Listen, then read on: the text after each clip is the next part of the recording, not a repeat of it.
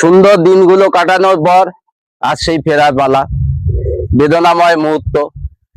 এখানে আমরা সবাই মিলে সুন্দর আলোচনা হলো। আমাদের খুব কাছের বন্ধু, বর্ধমানের বিখ্যাত ডাক্তার বিশ্বজিৎ বিশ্বাস মহাভারত সম্পর্কে 10টি যুদ্ধের কারণ এবং তার পর্যালোচনা করলেন।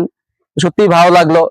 তার সঙ্গে অর্থ সামাজিক পরিস্থিতি, আমাদের বিখ্যাত দাদা শিল্পী একজন, বর্ধমানে খুব পরিচিত মুখ, তিনি আমাদের শেখালেন সলিল চৌধুরীর জীবনশৈল, লতা মঙ্গেশকরের গান। তারপরে আমরা এখানে যে হোটেলের যে সর্বোপরি পরিষেবা পেয়েছি সেটা ভাবাই যায় না। তারপরে ছোট ছোট শিশুরা, যেগুলো আমাদের বাচ্চারা, যেগুলো তাদের আমরা পিতৃসত্তা নিয়ে লাইফস্টাইল কিভাবে চলতে হয়, তারা আমাদের সঙ্গে করলো। তারপরে আমাদের যে বিখ্যাত কারিগর, বিখ্যাত মিস্ত্রি, সেই ভাইকে আমরা পেয়েছি, এবং কিভাবে এই যে পরিবেশ সুন্দর করে সাজাতে হয়, কিভাবে কি করতে হয় সে সম্পর্কে আমাদের বললেন।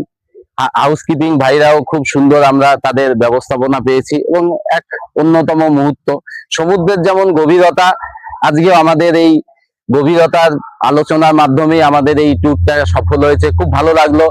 আপনারা আসবেন, এবং কোনো জায়গায় আসাটা শুধু ঘোরা নয়, খাওয়া নয়, তার সঙ্গে সেখানকার অর্থনৈতিক, সামাজিক লোকজনের সঙ্গে পরিচিতি লাভ করা, এবং তাদের সঙ্গে ভাব বিনিময়, ভালোবাসা করা, এবং যে একটা খাবার, সেই প্যাটার্ন কিভাবে আমরা খেলে সুস্থ থাকবো সেগুলো নিয়েও স্বাস্থ্য সচেতনতামূলক আমাদের আলোচনা হলো। খুব ভালো লাগলো। পবিত্র ঈদের দিনে সকলকে আমরা শুভেচ্ছা জানাই, এবং সুন্দরময় পৃথিবী গড়ে উঠুক।